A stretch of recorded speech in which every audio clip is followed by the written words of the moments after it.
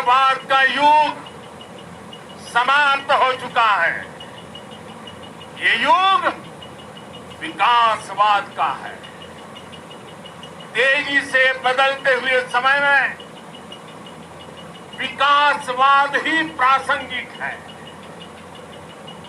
विकासवाद के लिए ही अवसर है और विकासवाद ही भविष्य का आधार भी।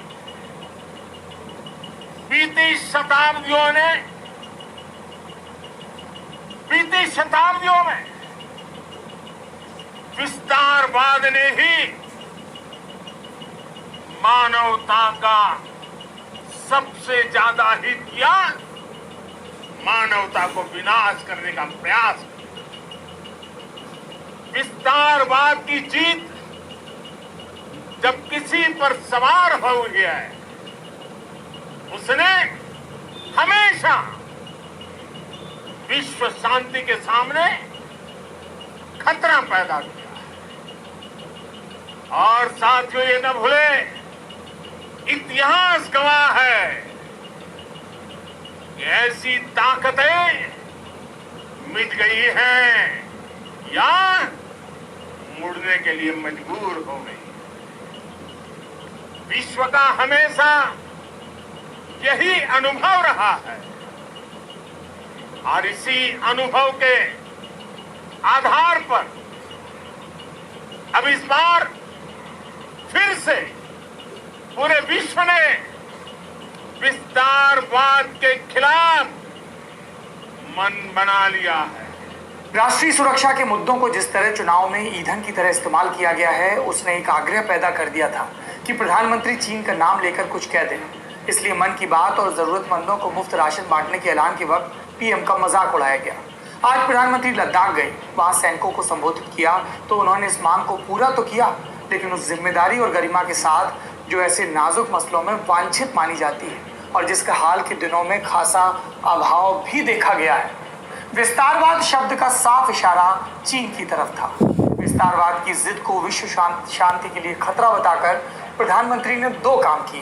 पहला, उन्होंने साफ किया कि ताजा विवाद के पीछे चीन का अड़ियल रवैया है, और दूसरा, उन्होंने दुनिया से ये कहा कि चीन सिर्फ भारत ही नहीं, दूसरे देशों के लिए भी समस्या बन सकता है। 2 दिन पहले ही संयुक्त राष्ट्र में हमारे स्थायी प्रतिनिधि राजीव कुमार चंद्र ने संयुक्त राष्ट्र मानवाधिकार परिषद में हांगकांग का मुद्दा उठाया था। भारत ने अब तक चीन से अपने सीमा विवाद को अंतर्राष्ट्रीय मंचों से दूर रखा है। आज का बयान साफ इशारा है, ये बदल भी सकता है।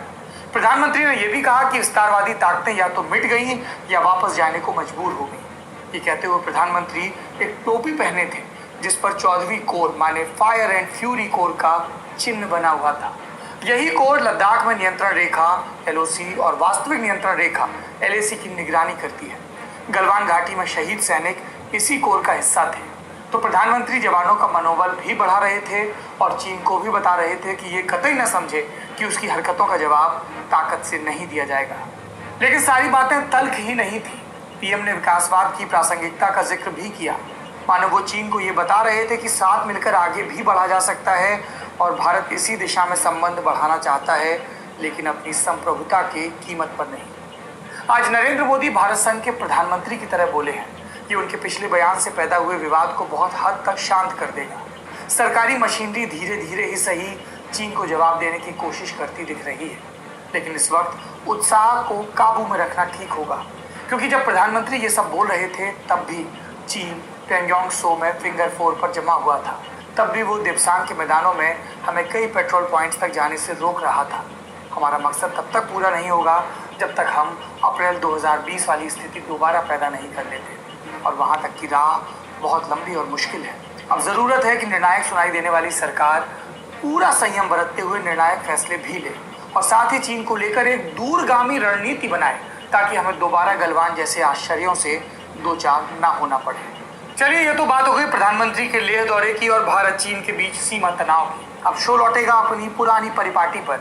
आपको बड़ी खबर दी जाएगी जिसमें यूपी के कानपुर का जिक्र होगा, जिसके देहात इलाके में एक बड़ी घटना हुई। यूपी पुलिस के 8 मेंबर, जिसमें अधिकारी भी शामिल हैं और जवान भी, सिपाही भी, वो एक कार्रवाई में शहीद हो गए। ये कार्रवाई थी एक हिस्ट्री शीटर अपराधी को पकड़ने के लिए की गई।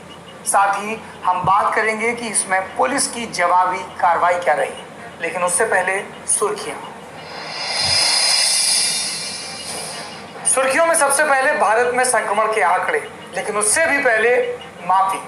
कल जब मैं आपको संक्रमण के आंकड़े बता रहा था तब स्क्रीन में 6 लाख की जगह 60 लाख नजर आ रहा था।